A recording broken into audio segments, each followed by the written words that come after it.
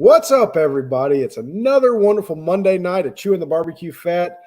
What a great weekend. I was able to go to Kennesaw, Georgia, to Pigs and Peaches. Haven't been to a barbecue contest since Greenwood. It was so good to get out and see people and see everybody and all those that were there. I know I didn't get to see everybody, but I tried. It was quite spread out, huge festival. We were there doing some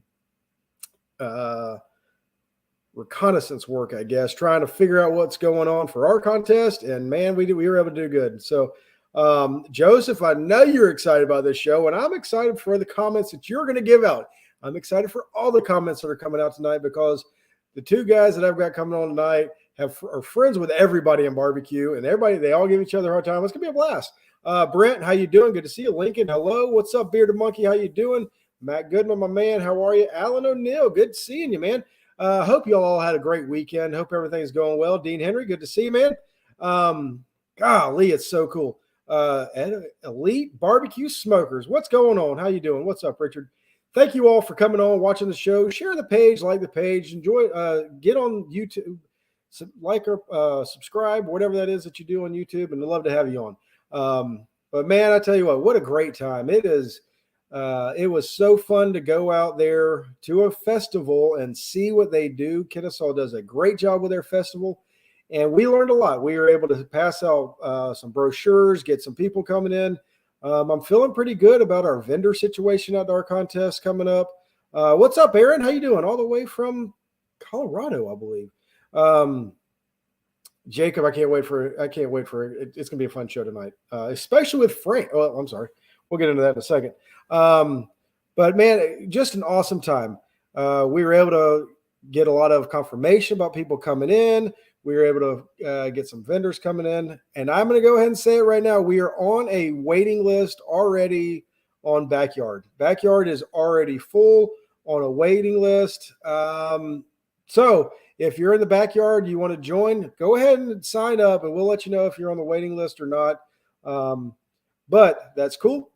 Just fill it up. It's going to be awesome. What's up, Mark Weatherall? 180 and chicken this weekend. Good gosh, killing it. Kenny Ellis, how you doing? What's up, Todd? So Maya Jane, Mark Weatherall, he's coming back, man. I tell you what, he's on fire. That chicken, 180 and chicken. Y'all look out. Once he gets that chicken rolling, he's going to be hard to beat. But anyway, if you have not signed up for the ABS Classic, it is the time to do it. We're not full by any stretch of the imagination, but we are getting there. We are getting a lot of people in. I think so far we have 30 pro teams and 20 backyard teams. So that being said, the goal would be to get to 80 pro teams. Big goal, I know. But I know with all y'all out there, we can make this happen. We want to support Feed America. It's a charity that we're going to be doing. So please go ahead, sign up for a contest. You're already going to be in Gaston, Alabama at the KCBS World Invitational. Scoot on over and cook our contest and have a great time. The two guys that have on tonight will be there, and they are killing it right now in Georgia barbecue. They're killing it all everywhere they cook. That's just what they do. And not only that, they're two of our sponsor teams. Proud of them. Atlanta Barbecue Store teams did incredible this weekend. We'll talk about that a little later on in the show. But, it is so cool to see. Julie Cook, how you doing? Awesome. I didn't get to see you this weekend. But I saw you in passing, but I didn't get to see you. Thank you so much for joining in. What a great time was had at a barbecue contest. It makes me miss it so much being out there. But I know my time will be there, and it's going to be a great time. So that's enough. I know y'all don't want to hear me talk anymore. My buddies are getting tired of waiting. Trailing parking for the week ago. I know I've got it some, but I don't know if I'll be able. Yes, I'm going to go ahead and say yes. I've got some trailer parking for everybody. I just hope there's not a crap ton of you, but we'll make that work. But yes, if you need it, please message us. Let us know, and we will have that arranged. So awesome. Well, if I know y'all are ready to get into this, Frank with Yes Dear has never been on the show. I was shocked at that. I could have swore he was on, but he is a great guy, great friend, incredible cook with a grand this weekend, pigs and peaches, and smoked it 7-0 something, smoked everybody. But that's just what happens when you have great cooks. I mean, when you have a guy that goes out and gets a new smoker, just picks up a smoker off the side of the road or whatever, one of his friends got one. He goes in there, picks it up, brings it in, and wins. I mean, you just go get Jambos, whatever. It doesn't matter. You just go cook anything, right? Well, it just showed up at the house. It just showed up at the house, right? Yeah. I mean, and that's what happens. And, your buddy, I know y'all are friends. One of my good friends, Jason Singletary. Smoke, how you doing, my man? I'm doing good. How about you guys? Oh, just awesome. And I know I get this comment every time that I have Jason on. Man, I love that accent. So go ahead and throw it out there. Jason's on, Frank's on, and it's going to be a great show. So I'm going to go ahead and tell you guys. The comments tonight are going to be fun. I'm going to get into every one of them.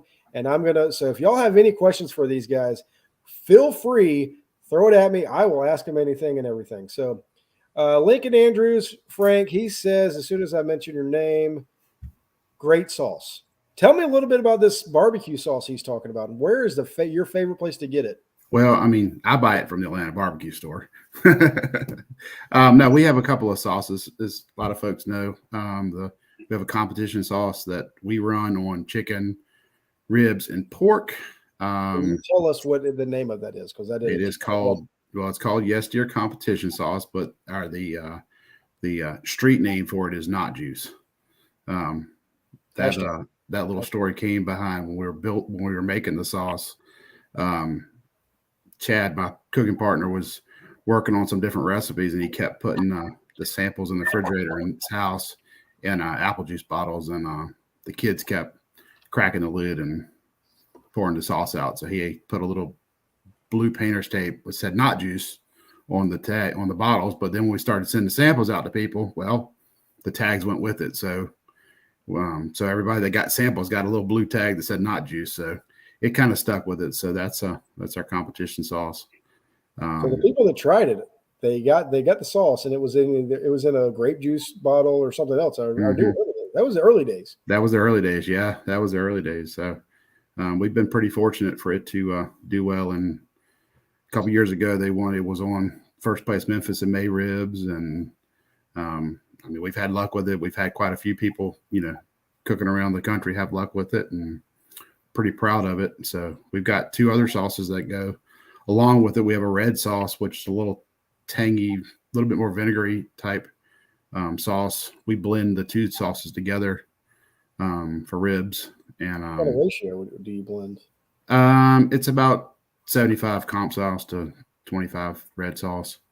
That's 3-1 out there. Yeah. So we've had pretty good luck with that as well. And then when we first started competing, we went over to Jason's neck of the woods to South Carolina.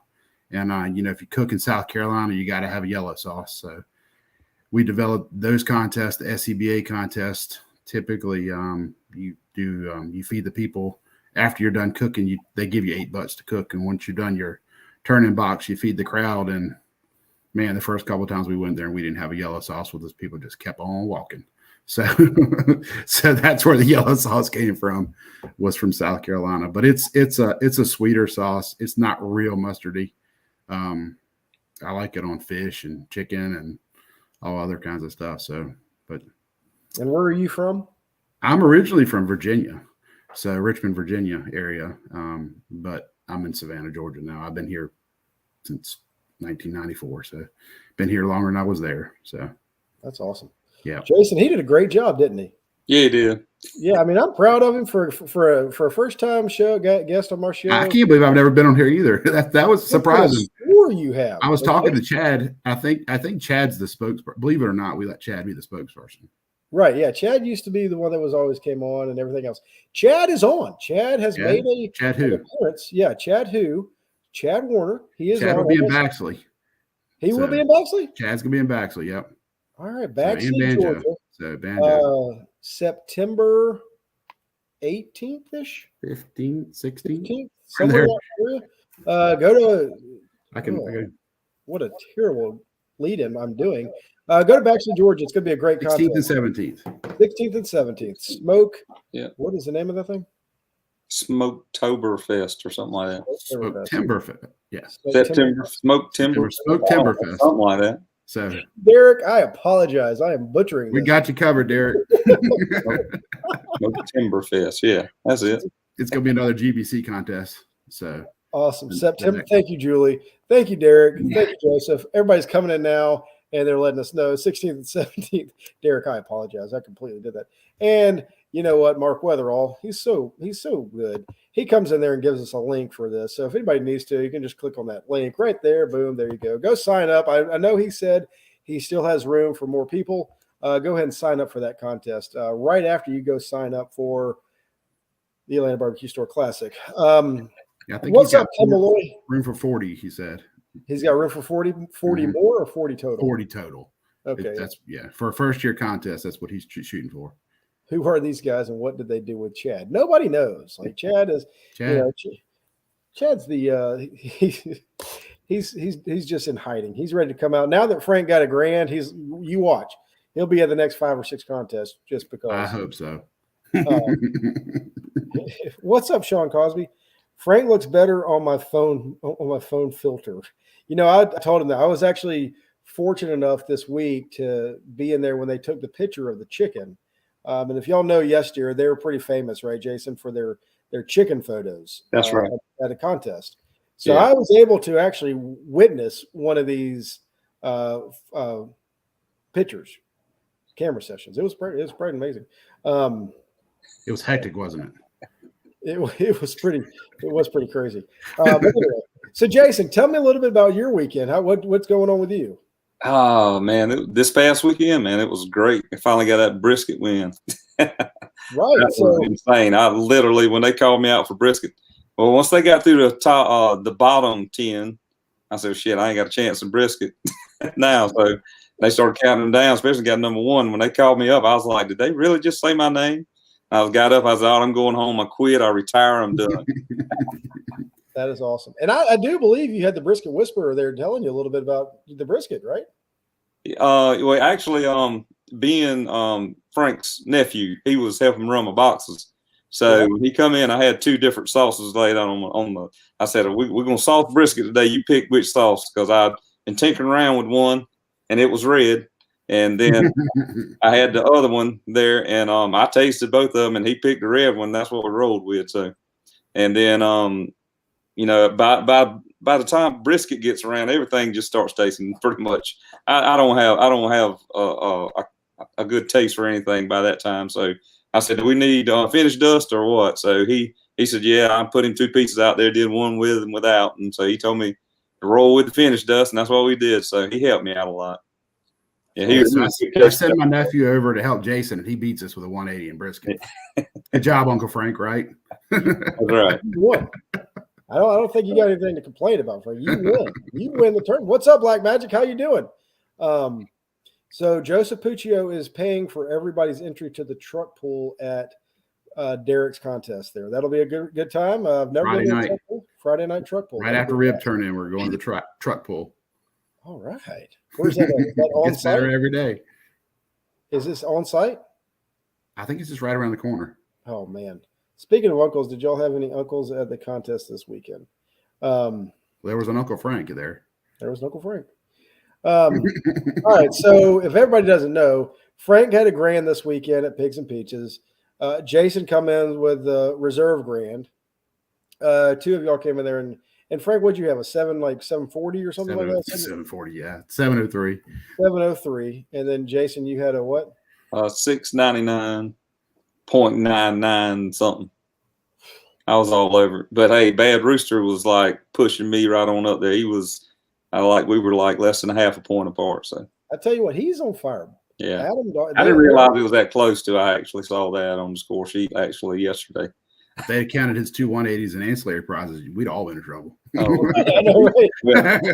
He swept Friday night. It was no contest. Oh man, Tommy Blyden, good to see you, bud. Jason, you can enter the truck pool. I'm sure you can. That won't be a problem. Can you put a leash on Triple H? It's super hot. I tell you what, man. Bill and Andre, they had an incredible cook up there in Missouri. That was like 740 his score, wasn't it? Oh, yeah. They went up to Lexington, some Springs, and smoked everybody up there in Missouri. Great job. Proud of them. Like I said, Lane Barbecue Store teams had a great weekend, knocking it out of the park. Keep it up, guys. Proud of y'all. What's up, Matt? Hope you're doing well. So Frank and Jay, what do y'all have going on? Y'all two, y'all cook a lot together. Y'all have a good friendship, I feel like. Tell me what it's like having friendships on the barbecue trail, and how do y'all feed off of each other? You go ahead. Well, I mean, it's just, it's just having a good time. If we weren't having a good time doing this, it wouldn't be worth doing, and you go out and you find a couple people, good friends, and, you go 1 week and one person does good and the other person doesn't do so well. And, you talk to each other during the week, that kind of stuff. And, it's, helps you get along. It's, we laugh the whole time we're there. I mean, if it's not one thing, it's tripping over something else or whatever. I mean, it's so. Yeah.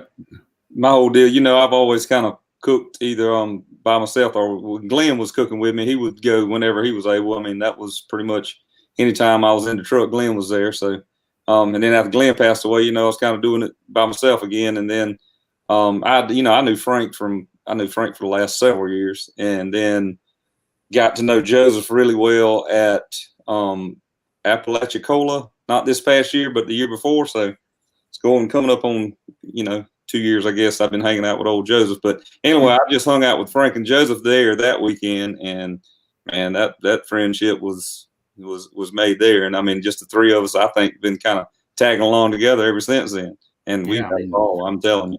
Yeah. So. Well, before we came on, Jason, you were talking a little bit about Frank, the conversation y'all had Friday morning and the night before. That's Tell right. me a little bit about that. What does that do? And then Frank, I would like to hear your explanation. But me and Frank was actually talking Friday, just playing around, and I told Frank, I said, man, this is your weekend. I said, you're gonna win this thing tomorrow. And I told him that on Friday. I said, this is yours. You're gonna win it. I said, me and Joseph are gonna play rock, paper, scissors for second. That's what I told him. And so anyway, after that conversation was done, I mean, I was up early, not as early as Frank, but when I got up, Frank was sitting outside by himself by his cooker, and he had already lit up, and me and him just got kind of in a little serious conversation about how I guess discouraging this thing can get sometimes, and it did me like that last year. I got down, I got discouraged, and that's when I went to Maryville. I had no intent in going on to Maryville last year, and went there on last minute just because I was going to cook. I said, I'm going to get myself out of this rut. And I ended up grinding there, and then it kind of got on a little winning streak. So that's what I told Frank. I said, man, and Frank was like, man, if it wasn't just for you guys, I don't even know if I'd be here cooking. And, I said, I feel the same way sometimes, But I said, you got to keep pedaling that thing. You got to get on through it. I mean, that's what it's about, though. I mean, he's exactly right. You get in a little rut, and, you can cook, right? I mean, right. We can cook, but, you get in a rut, you run across some tables and, this and that. And at some point you just start doubting yourself and that kind of stuff. And, you keep at it, but, just like that. I mean, it's, you get and somebody comes up and says, man, no, just do it again. I mean, it's gonna be fine. And, that's pretty much it. And just, man, it worked out. I think that's cool. It worked out. I mean, I was 110% out of my element. My trailer was sitting at the house, my cooker sitting in my driveway at the house. Went to Kennesaw because my daughter's Rebecca that cooked me this weekend. She's in college up there, and she wasn't up there, and Jason and Joseph weren't going to cook. I mean, I probably would have just not. I probably would have gone. I mean, so I took Brian Corbett's cooker. I had it here. He had left it 2 weeks ago in Savannah, and 10 by 10 tent, and I set it up outside of Joseph's trailer there. And I mean, I had 2 fold-up tables and 3 buckets of all the stuff that I pulled out of my trailer, and it was we probably wouldn't have had that conversation if I'd have been up in my trailer cooking. You know what I mean? So it's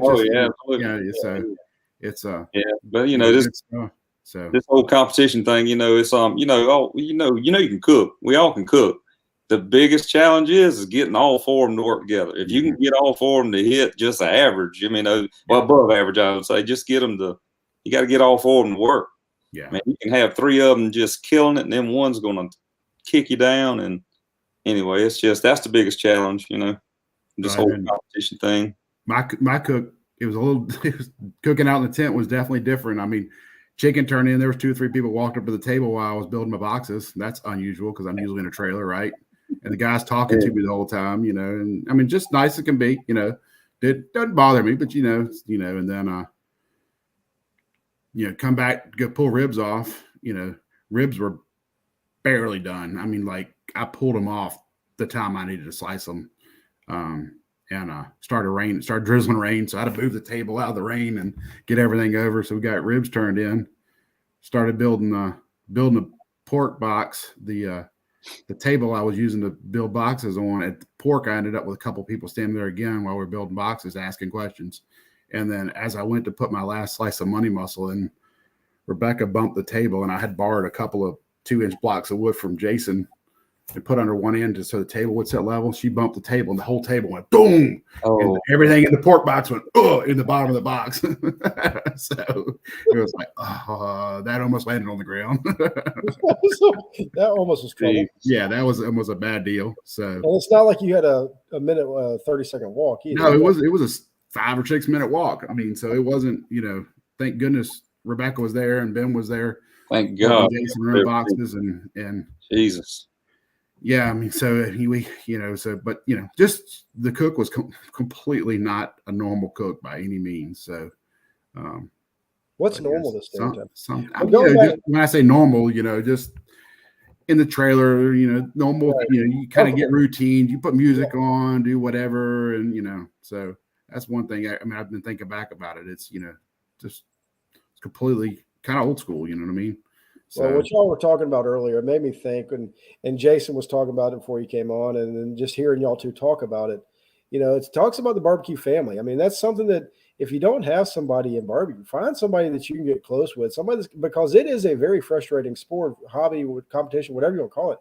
And it is very good to have somebody that you can lean on, that you can help get you through the times, because it'll be, I mean, I was telling somebody today, barbecue will humble you really quick. I mean, yes, it will. Once you think you got it, you can get humbled really quick. No. Yeah. I know he did. He had a good week, didn't he, Jordan? Sorry. Triple H came through, beat everybody again.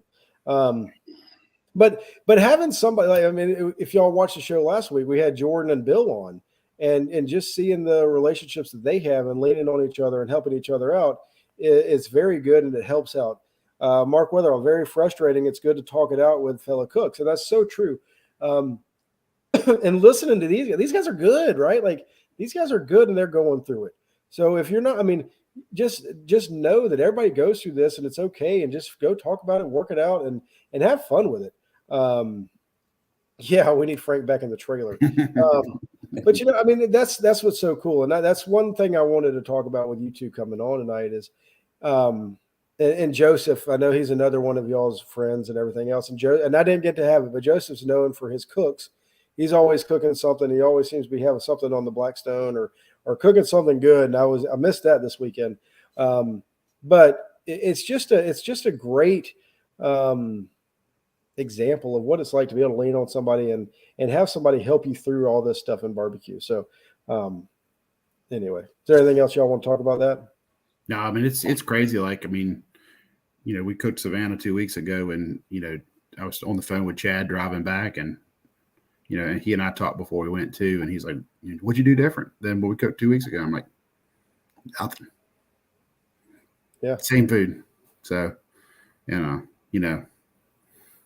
different judges, different day. I mean, it's not exactly the same food, but, same processes, same rubs, same, everything. So, but that's what it's all crazy. About. Yeah, having a team, even if one person is all the difference versus cooking alone. Yeah, I mean, if you cook alone, I think especially cooking alone, you got to have somebody. Even if you have a team, right? Like, it's easy to get caught up in your team and your group, but you still can start doubting yourself and everything else inside the team. So it's I believe it's good to be able to go talk to other head cooks or whatever, and just talking through everything, because you know, Jason, I hung out with Jason a good bit this weekend, and I cost, not that Frank was going to allow anybody else to beat him, but I mean, I feel like I cost Jason $1,000 this weekend. I went Oh home, no, he did. talk pork with him, and you know, we were whatever. And Thanks, Brian. I owe you that money. I know, right? Yeah. My pork was good. I turn that pork in every weekend. Man, I tell you what. Yeah, give him the 21. Give him the 21 recipe, Jason. Yeah. Yeah. I mean, I tell you what, it was very upsetting. I saw it. I was so excited. I saw Frank won. I was like, well, heck yeah, Frank won. And I saw Jason got reserve. I was like, great. What cost him? And it was pork. So I was like, I called him, dude. I was like, man, I am so sorry. I am so sorry about that. Oh, yeah. I've turned that same pork in several times, got top 5. So got second place a couple cooks ago. So it's all good. I mean, I was second on the table in 21st. So. And that's what, you know, you think. You think it's you cooking, and sometimes it's discouraging, and it's really, yeah, you know. Second on the table, 21st, and there was only 30 cooks. So right, I mean, it is what it is. He didn't like pork, which is fine. That's all good. You're gonna have that. I did have my first one this past weekend. First 991. It was a typo, of course, but I mean, after it was over with, I got my score sheet, and you know, I can't hardly see anything. I've always had my glass hanging around my neck, and I was looking, and I said, "Damn, is that a 7? Maybe it's a 7." So I put my glasses on. It was a 1, and Rusty was standing there, Rusty Cook, and he was like, and I was like, Rusty, I said, I'm not complaining. I said, I won brisket. I don't want to change anything. I just had never seen a 1 on a score sheet. I said, could you kind of tell me what all that's about? But it's like, whoa, what are you talking about? I said, I got 991. I said, I got 9s all the way across the board, and then got a 991. So I was like, I just had never seen it. I just wanted him to explain it, but he took care of it. He took it back to Julie, and she took it inside, and they went back through, and it turned out it was just a typo or something. So it's all good. What was it supposed to be? A 9. That's where the 180 came from. Yeah, that's where the 180 came from. I had 9s across the board. I had 1.8 in appearance. So, which I really don't understand. That was probably the red sauce on the brisket. Yeah, that's really good. Oh, look at their Bill's on. Look at that. Top teams stay on top because they talk to each other. There is a lot. Yeah, absolutely. I mean, I talked to Bill, and it's like, man, I talked to so-and-so. I'm like, golly, these guys talk to the who's who every weekend. But that's what makes them good, right? They're all talking about what's going on. And I think that's something that, Frank, we were talking about earlier. I think we were, I don't know. If you go ask for help, people are really going to help you. They're not going to go out of their way they're not going to just walk out of their way and be like, you know what, I don't think I'm going to go help this guy out over here. Just out of the blue. But if somebody asks you, they're probably a little bit more like Frank, if somebody comes and asks you for help, you're probably going to give them a little bit of help, right? Absolutely. I mean, what's interesting the other day when those folks were standing there watching me build boxes, I mean, there wasn't a single thing I hid in front of anybody. No. Matter of fact, I offered one of the guy a piece of chicken and he didn't want it. So I thought it was terrible or something. I gave y'all the chicken instead of giving it to him. That was a chicken. Good chicken. Very juicy chicken. That was awesome. Yeah, that's good chicken. Yeah, Brett, I know calling people on the way home on a contest is, I mean, it can very much help your mental health or whatever, right? Like that's what you got to do is talk to somebody, talk it through, process it, let everything process, and then go back, and especially Monday, Tuesday, Wednesday, go back and talk to somebody else to figure out what they had going on. Because in the heat of the moment, it is very easy to just like get all caught up in everything in the heat of the moment. But you know, yeah. I know Adam and Tanya was on here from Bad Rooster Barbecue, and Tanya sent me a message on the way home. I was driving home, and she said, "Do you realize we were on the same table in every category?" I said, "Really?" Mm-hmm. So you see, and that they were third, right? And I didn't realize we were that close in points. And I looked back, and I was like, "Holy crap!" And then we tied in chicken. Like I was fourth in chicken. I think they were third in chicken or something. I can't remember what it was, but I was like, that was kind of crazy. We beat up each other on the same tables all day long. So, but then the scores, I mean, like literally less than half a point apart. So crazy. They were on me. They had you. Yeah. They're right there with you, They had man. fantastic cheesecake on Friday night with peaches on top. Oh yeah, It was good. They brought some down to us. it was awesome. great. I mean, We called the 180 on Friday night, by the way. they are some of the nicest people. I mean, they've come out strong. They've hit it hard this year. New team, and man, I tell you what, they are. I mean, they're just good, salt of the earth people. Great people. Love Adam and Tanya. They're awesome people. Mitchell Bidwell and Jim Berg have gone out of their way to help us when we were struggling. You all Georgia people are the best. Man, Brian, I appreciate that, bud. Mitchell is awesome. Jim Berg, great guy. You know, it's just so good to see. I mean, I love hearing the stories. If there's anything that I love hearing the most, is stories of somebody helping somebody else and going back. I mean, Kerry Chastain has gone in here and he's helped Aaron Richardson. He's helping Brent. He's helped, you know, all these different people that people are giving back to. It's what makes it all this so much, makes barbecue awesome. But anyway, so what is Joseph's role in y'all's group? Is he? I mean, he is an incredible cook. He brings the condo every weekend. He brings a condo and he brings I stayed in the penthouse this weekend. I mean, one of the best. Hey, man, Joe's a great dude, man. I'm telling you, I'm so glad I was able to. He's the director of competition. Yeah. He's the PR guy, the director of competition. He's everything. Hamburger maker. That's right, Brian. He can cook a lot better when I don't cook with him. I can tell you that. We'll go to 2 contests and cook together, and then we go to the next contest, and he beats up on me every time. So I got him back one time this weekend, but he beat up on both of us in Savannah. I know. So I mean, I tell you what, the one of the best pictures I saw. I don't know who is it that always has the blow up pool. Jason, I'm thinking it's you. I don't know. No, that's Mutt and Joseph and them guys. That's them. Yeah. But seeing the belly flop into the little water. So those pools were for Greenwood, but it rained so much in Greenwood, we never really got to sit outside much. And then a couple of weeks later, we went to Savannah, and it was 8,000 degrees in Savannah, believe it or not, and 200% humidity. So we decided to put the pools out, and we were going to sit out and put our feet in them, and we let the kids get in them, and all the grass from the yard ended up in the pool, so they were disgusting.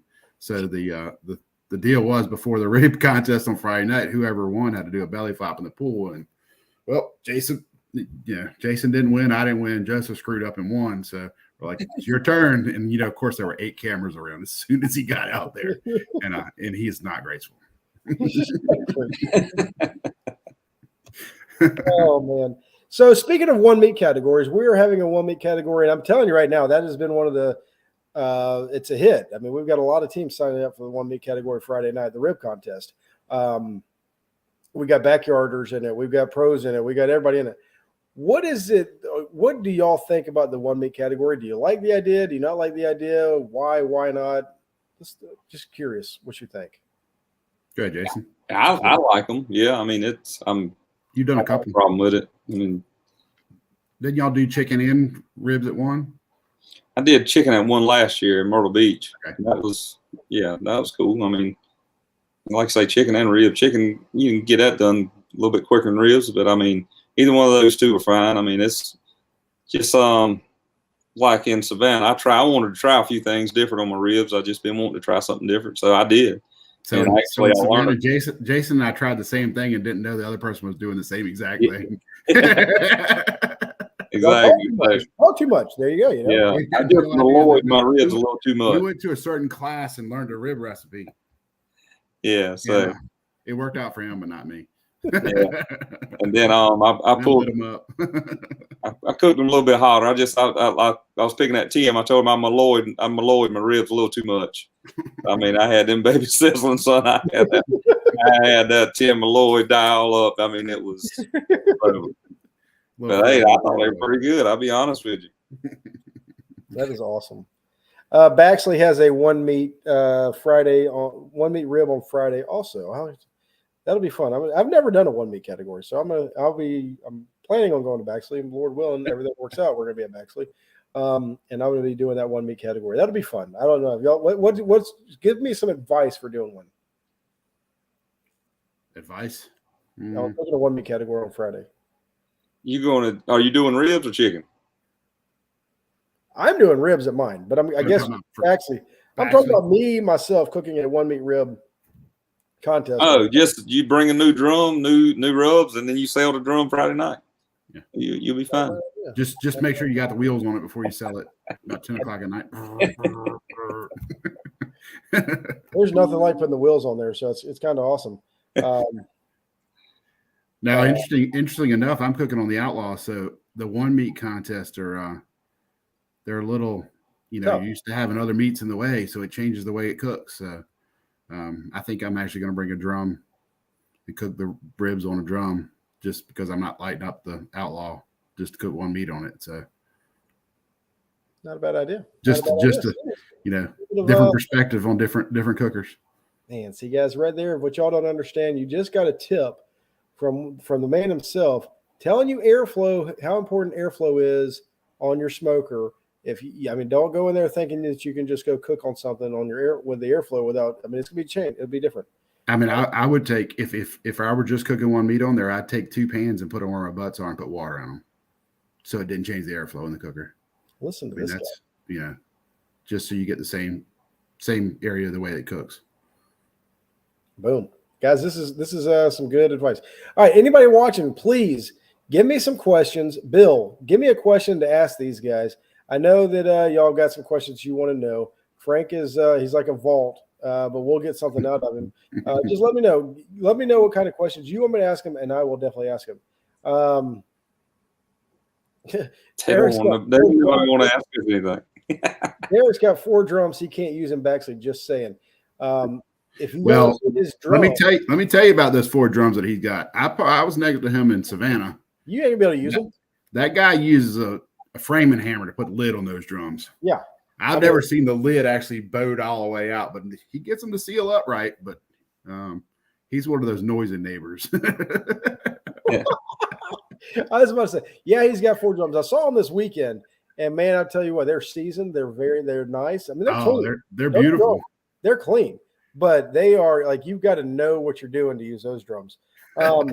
All right, Matt's got a question. Can anyone explain the science behind why, at least in all my recent experiences, cooking money muscle only, fully detached, requires a higher temp to get probe tender, 205, 215-ish, before the rule change and money muscle had to be attached? I don't have notes that I took money muscle that high. There you go. Frank.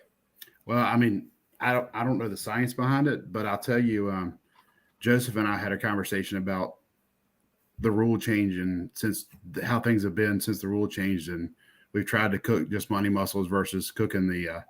I actually have gone back to cooking my 4-pound butts because I want the mass of the butt. Again, back to the airflow and the offset, but I want the mass of the butt there to protect my money muscles with the air coming across them.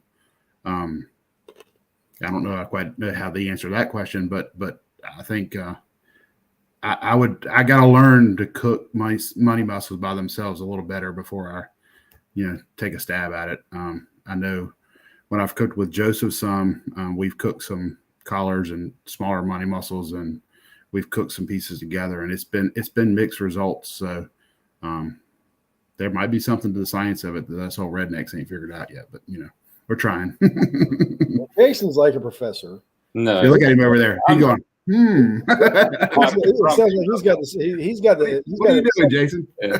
So no, my experience in just cooking the money muscles by themselves, I got away from it too, because I would think they were probe tender or whatever, I'd take them off, and they were always tighten back up for some reason. And I don't know if it was just having that more mass meat in there, or being hotter and carrying that temp over a little longer, or I'm not sure. But so when I cook the money muscles by themselves, I'm grouping them in a pan now, and I don't hardly ever do that anymore. But they turn out better like that. Like I would put them in a pan and let them cook together. I wouldn't separate them. So, just curious, Matt, what are you cooking on, and what temperature are you cooking? That could have something to do with it. Bill would like to know, Jason, what are you teaching at the class? Oh, I'm Bill's sous chef. He's teaching all 4 categories. So I'm gonna do whatever he wants me to do. I'm just there to help Bill take notes. we're all just there to help Bill, right? I mean, that's kind of what our role is. Like, Bill, what you need, bud? I don't know why Bill didn't teach that more last time. Just saying that. One thing I will say about Bill, I have never asked him a question that he didn't answer me. Which I know is the truth. That man is not going to shoot you a line. So anything I've ever asked him, he's always was more than happy to answer my question. I mean, I'm telling you what, I was so blessed, honored, whatever the word is, when he said he would be willing to come down and just be there in case anybody has any questions for somebody that cooks on drums. That just shows you the type of person that they are, people that they are.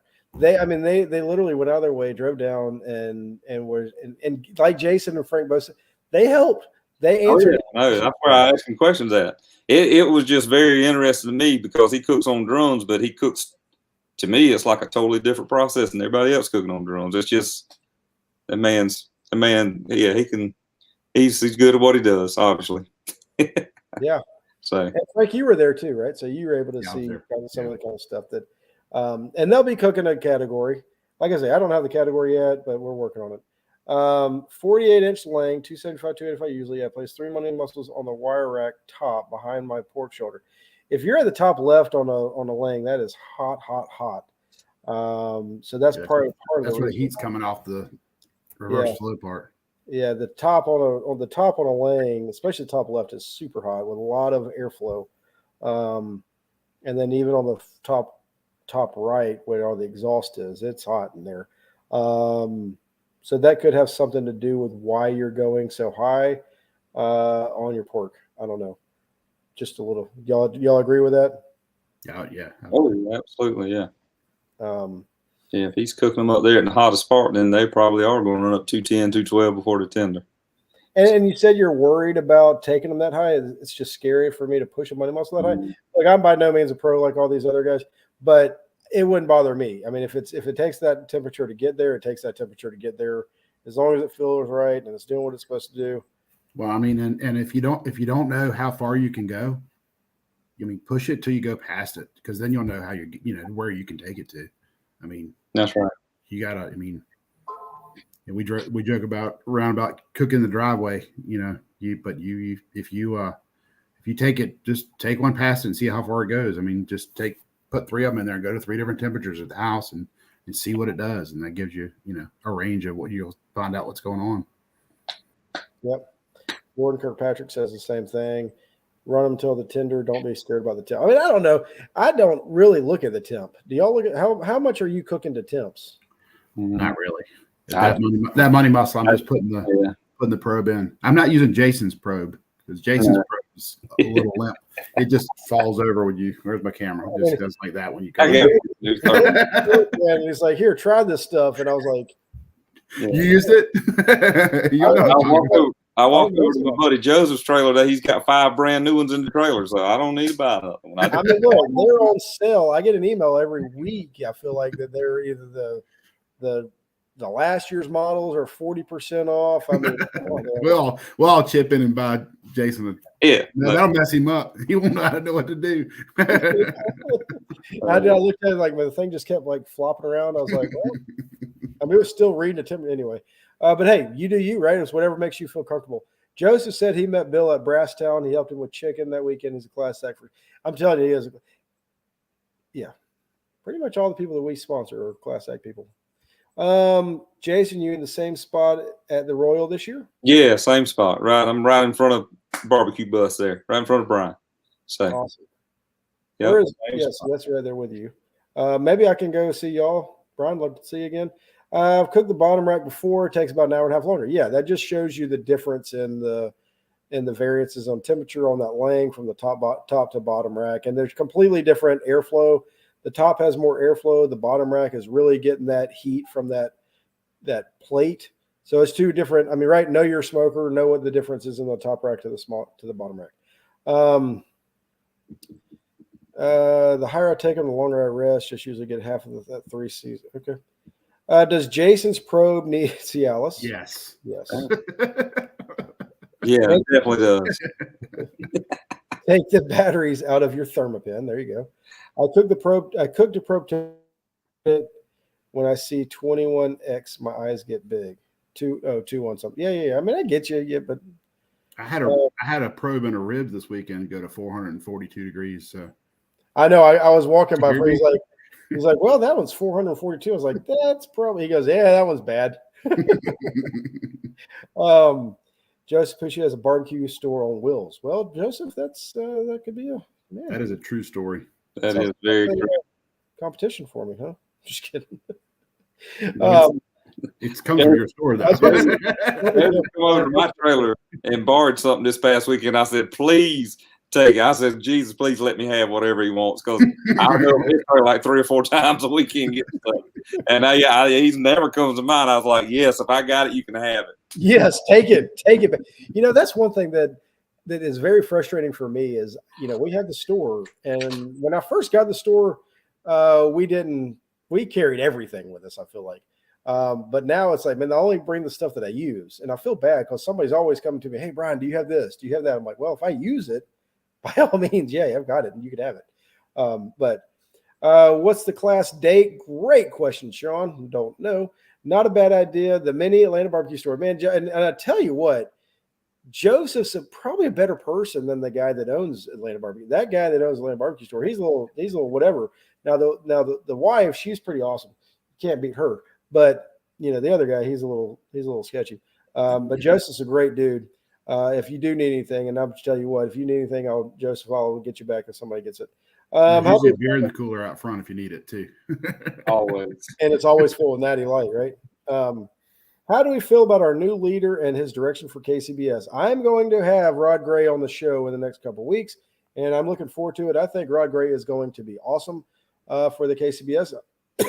First of all, I will say, I believe Emily was awesome. I believe Emily did a lot of great things. I believe Emily took the reins of KCBS during a terrible time, during a pandemic. She got it through. She kept it rolling. I think there was a lot of good things happened that Emily did, but I will say that I feel good about Rod Gray being the new KCBS president, and I think he's going to be good. What do y'all think? I've never met that. I mean, I'm sure he's a great guy. He seems like to be a great ambassador of the sport, I guess you would say, but I don't know. I mean, I've never met the guy. I mean, I'm sure he'd be fine. He's got experience as a cook, which is, yeah. I mean, the hope is that he's, got our cooks as the, he's got big future. I can tell you that. We also got to have the organizers at the best interest too, because we got to be able to figure out a way for these contests to afford to run so we can go cook them too. So, I mean, I'll say this as an organizer, a lot of the reason why it costs so much is because us as cooks have made it cost a fortune for an organizer to be having a contest. And 50 amp power. Yeah, 50 amp power, demanding huge payouts. Huge spots.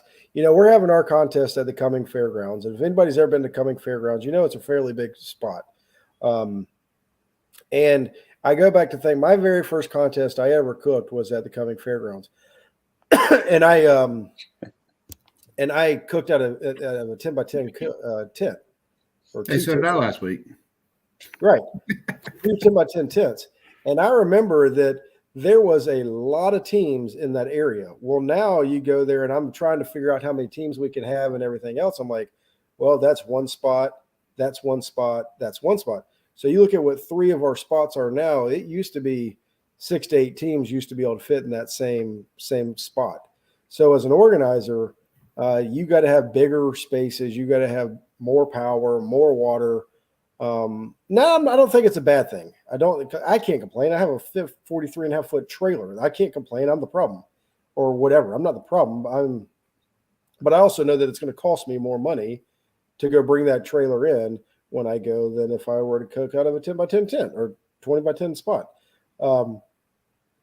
But I think we as a whole need to discuss that, the whole cost thing of it. But that's just me. Oh, wow. Julie Cook has given us, she's got a comment. This looks like a good one. We have an organizer asking us about the possibility of holding a double with a Friday evening turn-in, Saturday turn-in. She's thinking 6, 6:30, 7, 7:30 type turn in. We weren't sure how cooks would feel about it. That and whether it would mess with the Saturday's cook. I'd love to get opinions. Go for it. I think that's awesome. I mean, more and more people are showing up on a Thursday afternoon to a contest. And I guess, Julie, another question to that would be, do you have to cook Friday to cook Saturday, or can you just cook the Saturday contest? Or are they trying to make sure you cook both as a double? What do y'all think? I'll let y'all talk. I think it's awesome. I mean, just even the one meat contest that we cooked the other week. I mean, I jokingly said, we've done enough work here to cook the other 3 categories. By the time we got to clean the cooker and reset the firebox and all that on the Outlaw. I mean, I'm there. I could have easily done a double contest, but you probably would want to try to get there on Thursday night to get up Friday. I mean, I guess you wouldn't have to, but I think it'd be awesome. I mean, if you've done Saturday, Sunday doubles, I mean, I hate driving home late Sunday night, getting back. I really don't do them because of that reason. Back, a long time ago, when we did that triple at Cumming Fairgrounds, we did a double turn in on Saturday and then a single contest on Sunday.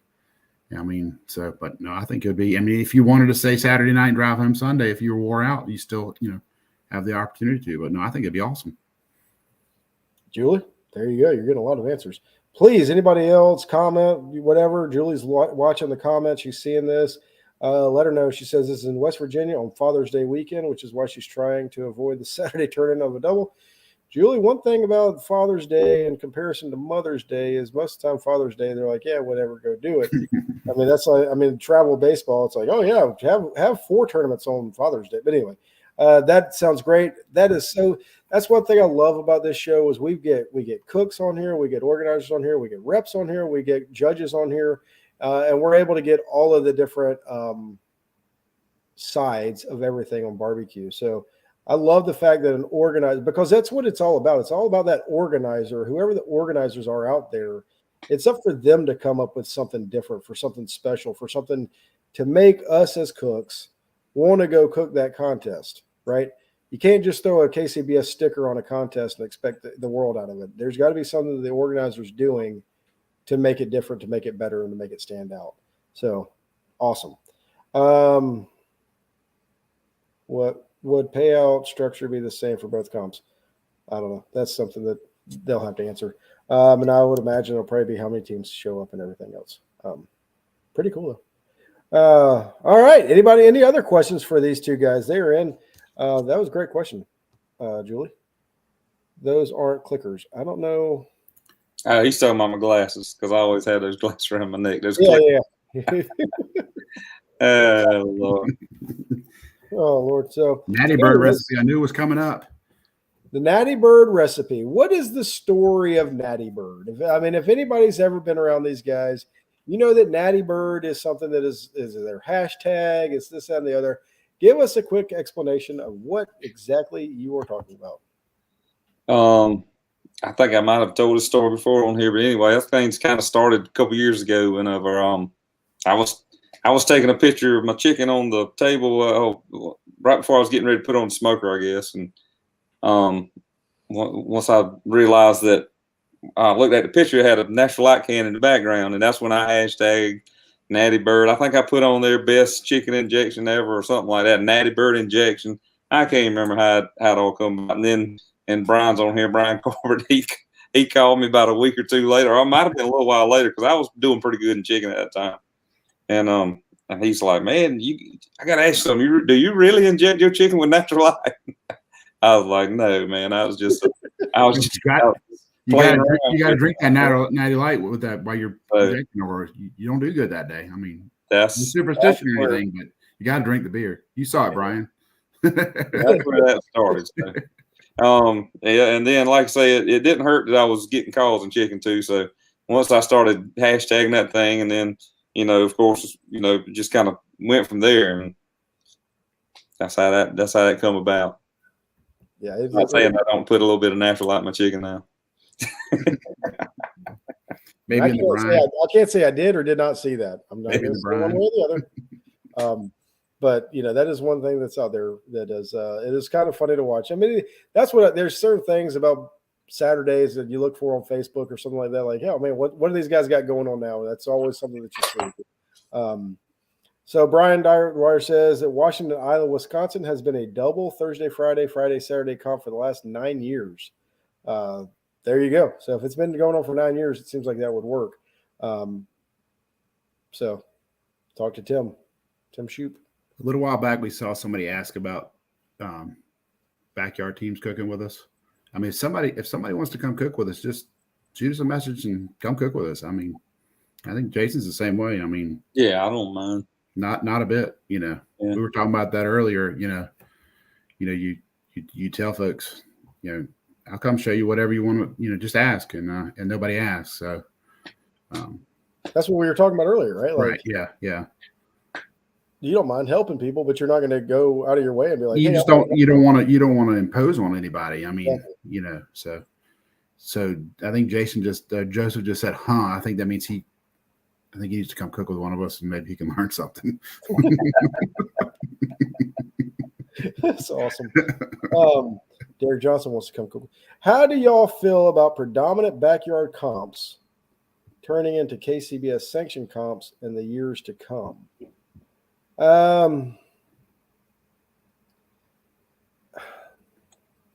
don't care if it goes to KCBS. I don't care if it goes to GBA. I don't care if it goes to ICBA. I don't care if it goes to BCA. I don't care if it goes to St. Louis Barbecue Society, South Carolina Barbecue Society, FBA, whatever. I don't think the sanctioning body matters as long as there are more and more barbecue competitions out there. I think the biggest thing is to have more barbecue contests. While I like KCBS and I cook KCBS contest, I do know there's more out there, and they're all good in their own way, and they all have their benefits. I'm sure they all have their downsides too.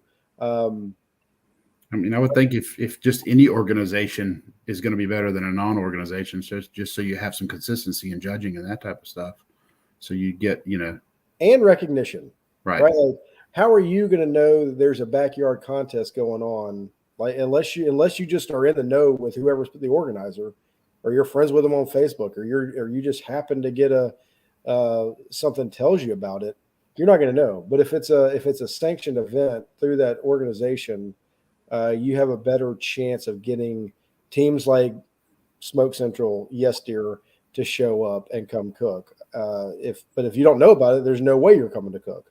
That's right. So I think it's good. Anything that we can do to get more teams into barbecue, the better. I mean, I think that's what it's all about. Barbecue USA, Lord willing, we'll get another season. Hopefully they'll get more and more reruns going, and people will get a following for it. I thought that was fantastic. I mean, it's just snapshots of real barbecue contest. Unlike some of the other shows that are, kind of more staged and, set up differently. It's interesting. Yeah, that was a great platform for a show, because that kind of took it back to the original, like the barbecue pit match when they first come out. They were following that group around to the different contests, and I mean that's what got me interested in barbecue. That show did, and I don't see why there's not more shows like that. I just think I don't know, there's so many people interested in those shows. Well, I'll be curious to see, they always do this. And from my understanding, when that Barbecue USA came out, it was about the festivals. It was about the contest and everything else. So I'm just curious to see, because it was about the teams, but it was also as much about the competition barbecue as a whole. So I'd be curious to see where they go with it, if they continue to pick it up again. What happens. I really liked it. It was a lot of fun to watch. I'm hating that it's over. We would normally be finishing up watching an episode right now. But I guess they heard that Chewin the BBQ Fat was on Monday nights, and that's a tough competition. Time to move on. It is what it is. But anyway, I don't know. I hope to see anything that can help barbecue grow. I love. Guys, I know it's been long. Frank, I've kept you on a long time tonight. Oh, Jason, no. you always do a great job. Are y'all coming to cook the Atlanta Barbecue Store Classic? Oh yeah, Absolutely. Oh yeah, you wouldn't miss it, would you? Absolutely. No, we'll be there. Yeah. What would you tell somebody that hasn't signed up yet for the Atlanta Barbecue Classic? better hurry up and sign up. Yeah, hurry up. You're run out of space. You'll run out of space. It's So going to happen. explain the festival that you're working on, because I think you were telling us a little bit about the festival that goes with the barbecue contest. Yeah, so we're going to do a barbecue contest. We're hoping to have, Lord willing, we'll have 100 teams total. I don't know. With the goal would be 20 backyard, 80 pro. Who knows? We'll see what happens. That's like the high end. But we're also going to have a festival. We're trying to get some live music. We're going to have vendors. We're going to have food trucks. We're going to have Kids Zone. We want to do something for the community. But the big thing we're trying to do is Ellen and I have felt like that barbecue has been very good for us, and we would love to be able to do something to give back to the community.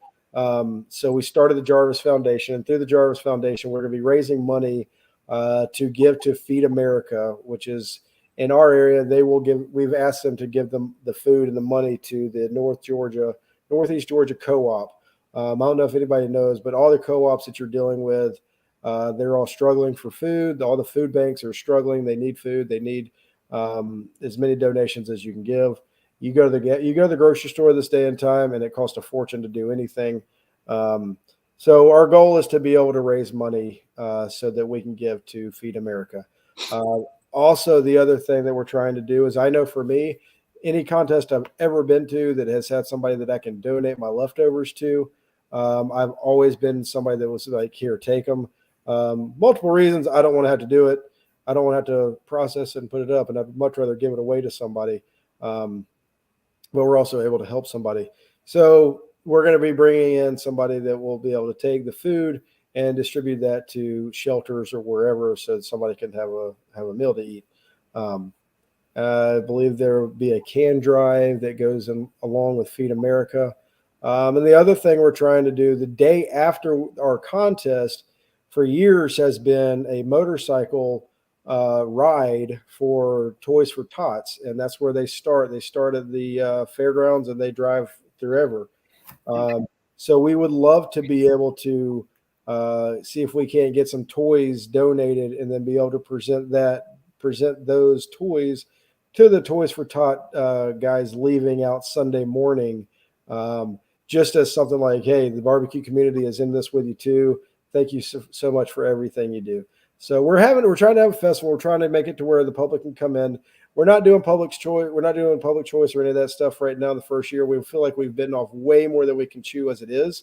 But we're trying to see what we can do to give back to the community.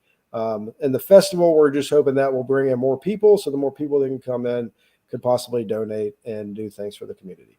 So if you have kids, make sure you bring your family. If you know anybody in the coming area, the North Georgia area, let them know about it. We're trying to make this to be a great event.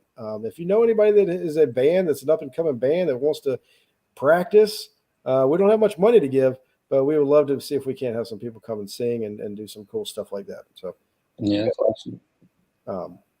Anyway, and if you want to sign up for the class, not the class. I wish we could sign up for the class.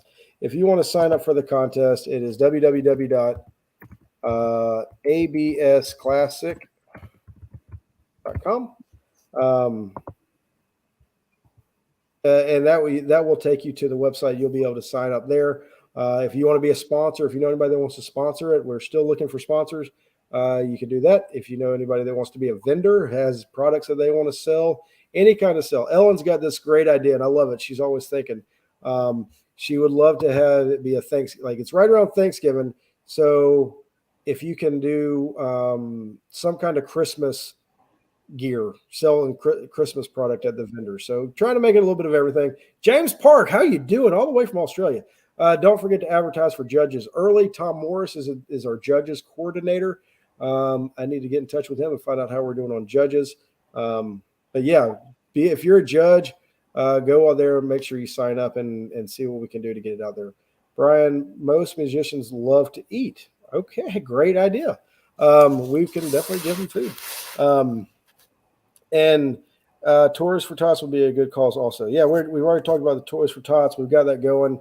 And I think I'm going to try to do the Toys for Tots to the teams. I think that's something I'm going to push to the teams. Hey, maybe you can bring in a toy with you when you come in. Nothing we do is going to be mandatory along those lines, but it just give you an opportunity, because I know everybody's always they really and truly, most people have a big heart and they have a heart of giving. A lot of times people just don't know where to give and how to give. So if we can give somebody an opportunity to be able to give back, I think that we've been able to do a small part to make things better. So that's our goal. That's our thoughts. And hopefully we'll be able to get back. Who knows? It could be a huge bust, but we're going to do everything we can to try. So that's cool about the next day after the contest, because we've cooked there the last couple of years and ended up leaving on Saturday after the contest. I didn't even realize I was going on the next day. So it's pretty awesome. Mm-hmm. Well, that's why they've made everybody leave Saturday night. Yeah, is for the motorcycle rally. But yeah, man, that's cool. There's so much cool things going on. I'm looking forward to it. The people are signing up like every day right now. I mean, every day we're getting more and more signups. So I'm excited to see it. It's turned out to be a great list of teams. I'll get Jamie to post a list of teams that are already signed up. It's gonna be a pretty good field. If you do a raffle or something, purchase online, I'll be glad to donate. Oh, awesome! Thank you so much, Aaron. That's really cool. That's what it's all about: giving people an opportunity to give back. Because I believe that people really want to. So, all right, I'm gonna shut this thing down. But before I do, Frank, something I like to always do on here is, if you have somebody new or you know somebody that's getting into barbecue, what is a tidbit of advice that you would give them? Man, if I was starting, take a class. I mean, there's so much information available. Sign up for the barbecue league, one of those types of things. There's so much information available to kind of curve the learning curve. Every time that I've taken a class, I've always done better for it. So, I mean, even I took you guys' class. Jason and I were sat next to each other in that class earlier this year. And I mean, there's things that ran Saturday that were little techniques and the little things that I picked up that were in that class it wasn't big picture things, but it was little things. That's probably what I would recommend. Awesome. Jason? Yeah, I'd have to say the same thing too. And take a class. I would definitely go to an event, just kind of walk around, kind of get a feel on what's going on, and kind of look at everybody's setup. I wish I'd have done that before I went to the first one. I just kind of jumped. I literally cleaned the garage out and took everything I had. So, yeah, I would do that. Take a class. I mean, that'll take years off the learning curve. And if you were to take a class, I'm new all the time. If you're going to take a class in January-ish time frame, and you knew that somebody was about to announce a date, yeah, better get on the waiting list. Did Ellen, you hear? Did it freeze up? Yeah, I must have froze up.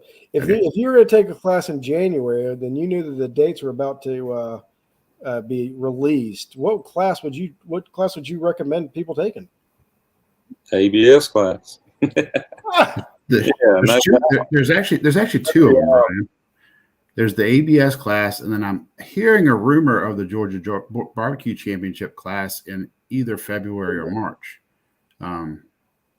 If the ABS class fills up, the next one's a spillover. I went to those classes last year. Those two great classes. Yeah. They are good classes. I mean, if you're in our area, great class. Scott Parr does an awesome job with that class. He really pours his heart and soul into that thing. It is a great class. Unfortunately, they had a poor guy there last year that cost Jason $1,000 last week. Thank you. But anyway, no, yeah, like I said, we're going to be having that class update coming out soon. And I do know the GBC. Speaking of GBC, how's everything going with GBC, Frank? I meant to talk about that, and I didn't. Yeah, I mean, it's good. I'm one of the board members. The GBC's, man, our sponsorship this year is phenomenal.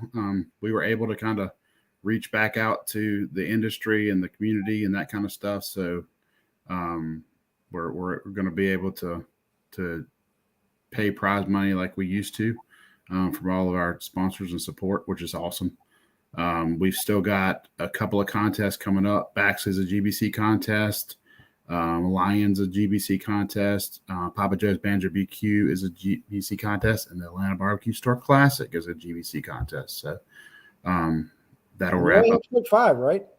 5. You only have to cook 5, right? So I mean, or the top 5. So you can cook those 4 contests. Yeah. If you would only cook those 4 contests, you have a chance of making it in the top. If you do really well, you got a chance of making it up there in the top, don't you?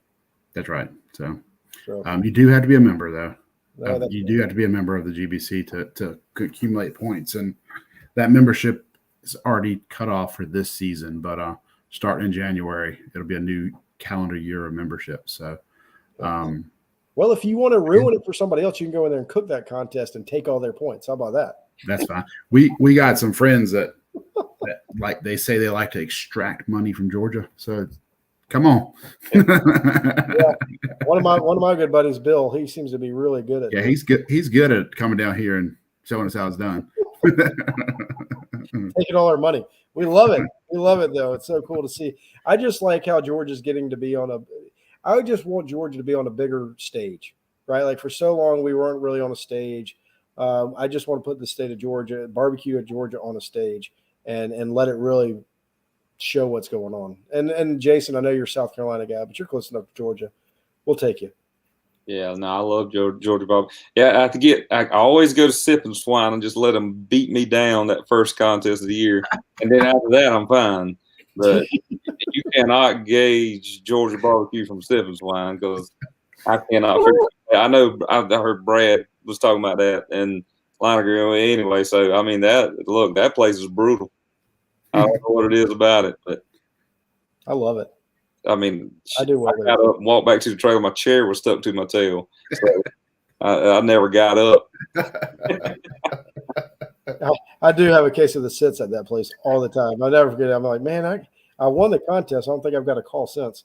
But I'll be back next year. It's a great contest. I love that contest. I know I'm going back, just donate money again next year, but I'm going to go back. I'm telling you what, there's something about that contest. It's the beginning of the year. There's 80-something teams, 100-something teams, and you get to see everybody. I mean, everybody comes. It's one of those things at the beginning of the year. So it's like, this thing's awesome. They're working on it. They're working on the contest in Jessup, Georgia, in February, 1st of February. So that may end up being the first GBC contest next year. So keep. All right. So Julie has said something, and I'm curious. Jason, issue a challenge: Sip and Swine in Georgia, and the next weekend the contest in Anderson. There's a contest in Anderson, South Carolina, coming up. Yeah, I met that lady. Son of a Mitch barbecue? What is that?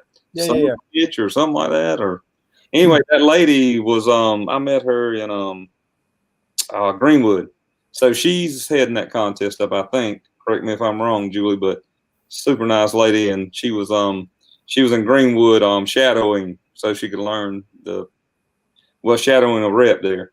But so yeah, I'll definitely be at that one. Man, that's awesome. I mean, Anderson, South Carolina is an hour and a half up the road, right, from Sip and Swine. So I mean, one of those, go up there and go cook both of them. Just you're on 85, get on 85 and go north. Right, and you'll hit it. That's awesome. I didn't know anything about that. That's great. See, that shows you where I'm at in the whole barbecue world. That'll be a great contest. It'll be good. Sarah Pollock, the team is Son of a Mitch. Right. Yep, that's it. Well, good. Guys, I know we've gone over a long time tonight. We're back at our 9 o'clock hour. I feel good about this 9 o'clock hour. Frank, what's your thoughts here on coming on the barbecue, Chewin the BBQ Fat? Had a good time. Would you come back? I see why Chad always wants to get on here. I don't know. Maybe we'll let him on here one time again. I haven't seen when Chad. He comes out of retirement. Love to see that guy. I haven't seen him forever. We got to teach Chad to drink Natty Light is the problem. We're working on it. He didn't know anything about Natty Light, did he? Oh, he knows. And real quick, I gotta do it, Frank. If for those that weren't on earlier, what is the deal with your sauce? Tell people about your sauce and the best. Oh yeah, I mean, you can find it at Atlanta Barbecue Store. We've got the competition sauce, not juiced, red sauce, and yellow sauce. So blend them together, blend all three of them together. I'm going to give you my last story, and then we'll call it tonight.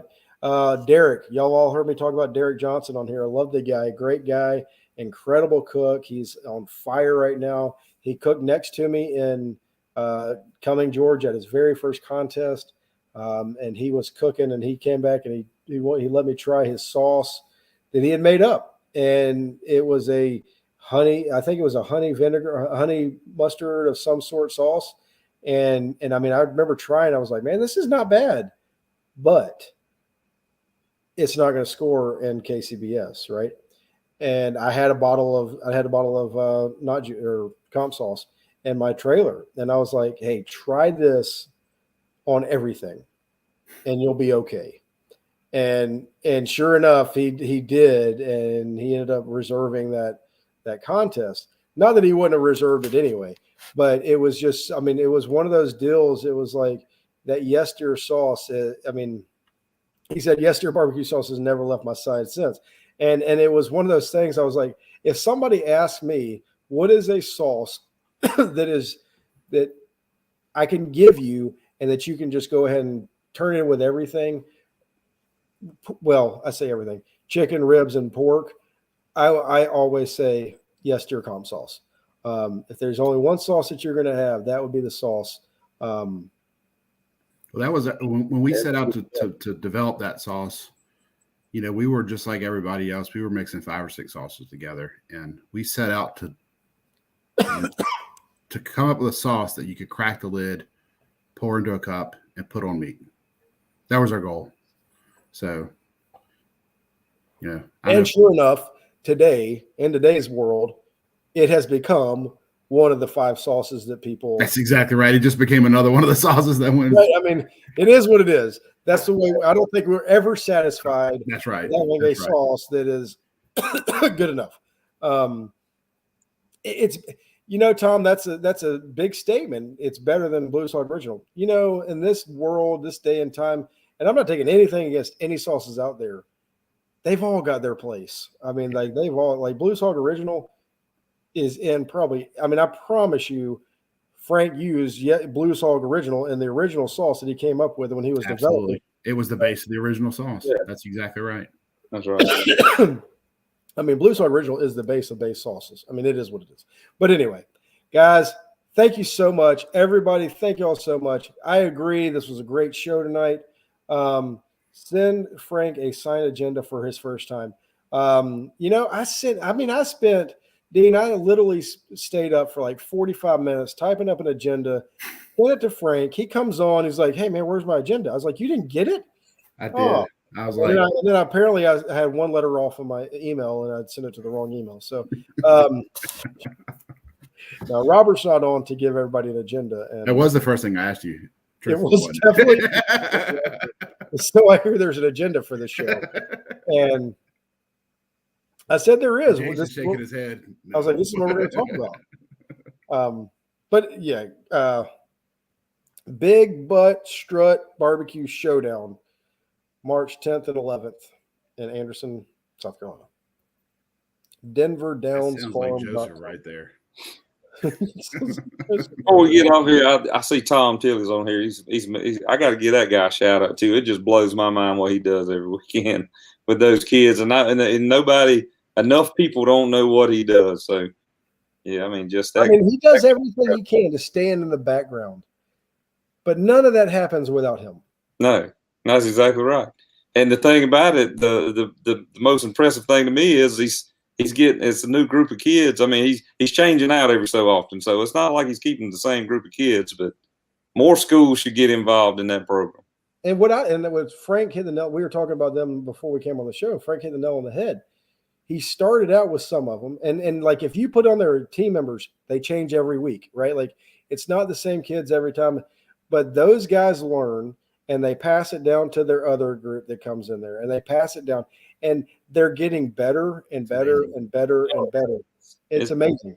Like the way that they're literally sharpening each other.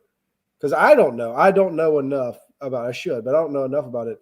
I don't know how many of the kids that are on the team now were on the original team. But I promise you that thing has changed, and there's more and more and more people on it, and different people, and they're doing awesome things. Really cool. They've been doing it long enough. The original kids have happy graduated. If that's Oh, not, yeah. I mean, Absolutely, yeah. so Yeah, So Tom, great job. no doubt. Awesome. Anything else y'all want to say? appreciate you having us on. Appreciate y'all coming on. Guys, thank you all so much for watching the show tonight. Thanks for bringing in some good conversations. Julie Cook, thank you so much for what you brought into the show tonight. It's really been awesome. And Joseph, thanks for what you do, I guess. Have a great night, everybody. We will see you soon on Chewin the BBQ. Y'all have a good one. Good night.